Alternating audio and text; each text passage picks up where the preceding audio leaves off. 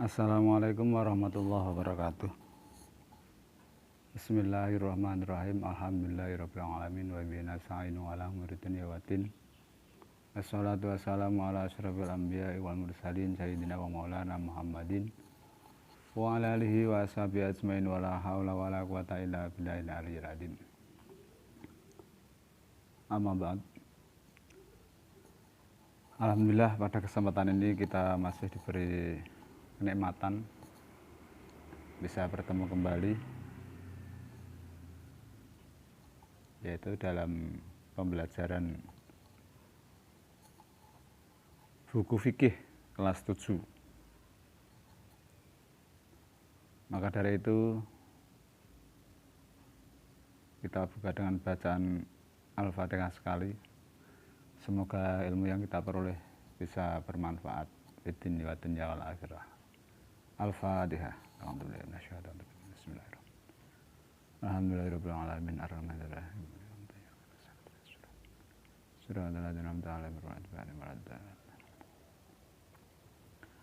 Bismillahirrahmanirrahim. Bab pertama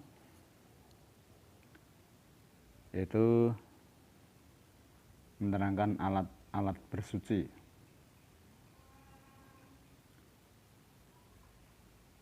Di dalam gambar sudah dijelaskan, sudah ada gambar ya, alat-alat istinja, diantaranya adalah tisu, batu, air mutlak, kayu, daun kering. Kemudian kompetensi intinya adalah itu semuanya bisa di buku baca masing-masing di bukunya ya. Langsung kita menuju kompetensi dasar. Berikutnya masuk ke tujuan pembelajaran adalah tujuan pembelajaran nanti diharapkan serta didik dapat menunjukkan keimanan pertama, kedua membuktikan keimanan, meyakini prinsip tawazun. Selanjutnya 4 membedakan, menyimpulkan, membedakan jenis-jenis air, menentukan berdasarkan penilaian tentang jenis-jenis air. Berikutnya mendemonstrasikan, yang terakhir adalah membuat kesimpulan. Tanpa membuang waktu, langsung masuk ke peta konsep. Peta konsepnya adalah alat bersuci, pengertian bersuci, air sebagai alat bersuci, alat bersuci lainnya. Bisa dilihat di layar. Kemudian masuk ke materi. Bersuci dari najis dan hadas merupakan perintah Allah yang harus kita laksanakan. Bersuci juga menjadi syarat yang harus dipenuhi sebelum menjalankan bentuk-bentuk ibadah lainnya, baik yang berupa fardu, salat wajib 5 waktu dalam sehari semalam maupun sunnah seperti salat dan 2 hari raya. Selanjutnya,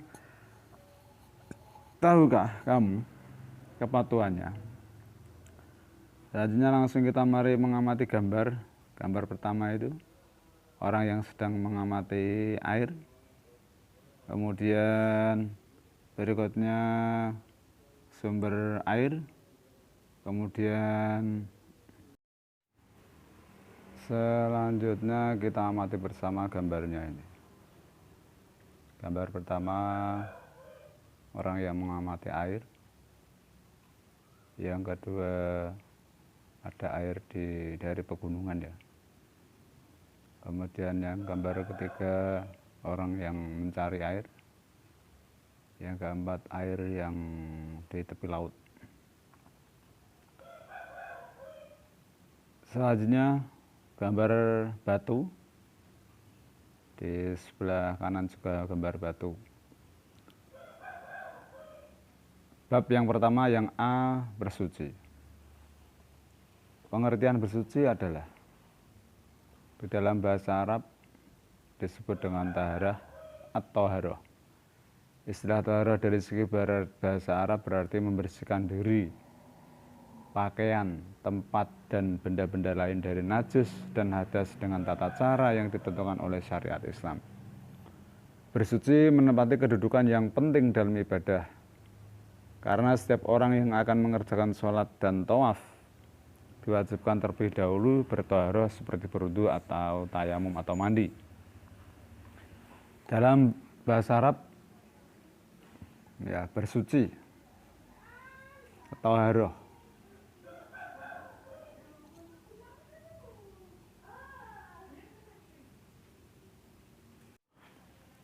Memang di dalam ajaran Islam bersuci adalah sangat penting, karena sahnya sebuah ibadah ini tergantung cara bersucinya. Selanjutnya perbedaan bersuci dan membersihkan. Perbedaannya adalah yang sangat-sangat beda banget. Ketika bersuci itu harus adanya niat. Kemudian selanjutnya kalau membersihkan diri tanpa niat pun bisa yang namanya membersihkan diri. Kemudian bersuci membutuhkan tujuan. Tujuannya mau apa? Membersihkan juga punya tujuan.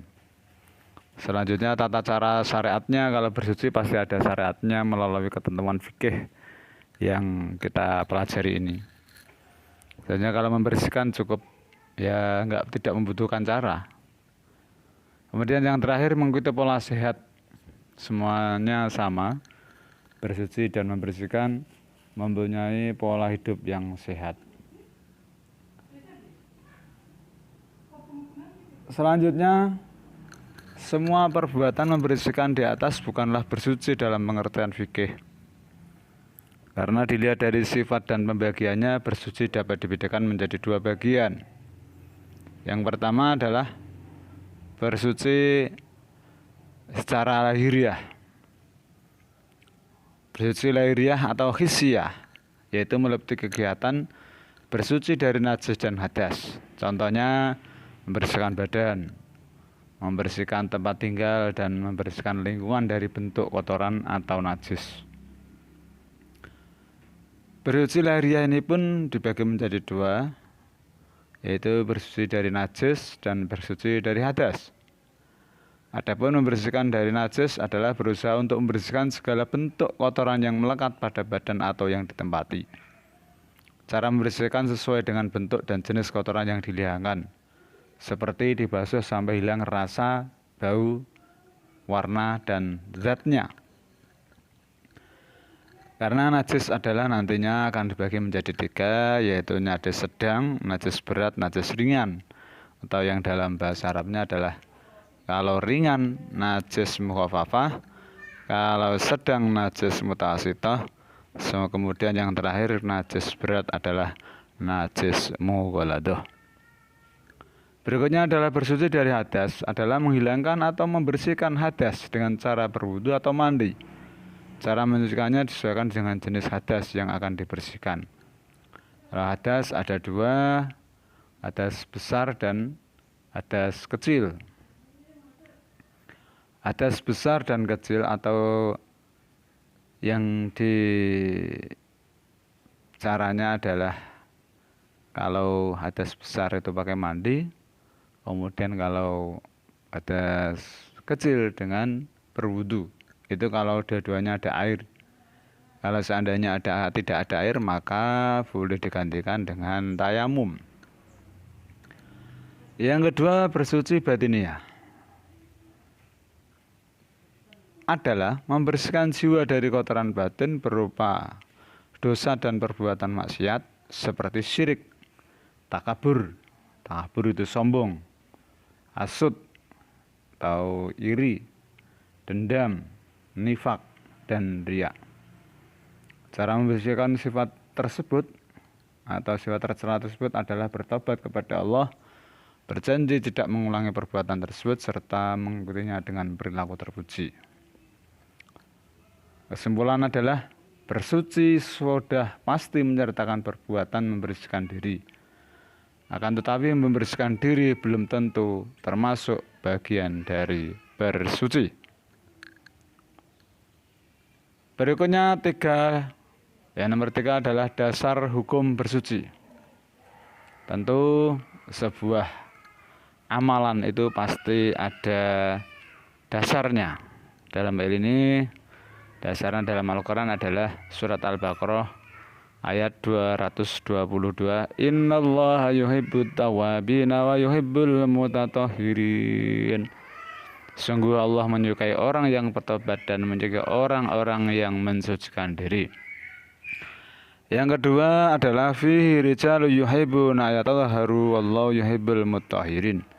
Terangkan At-Taubah 108.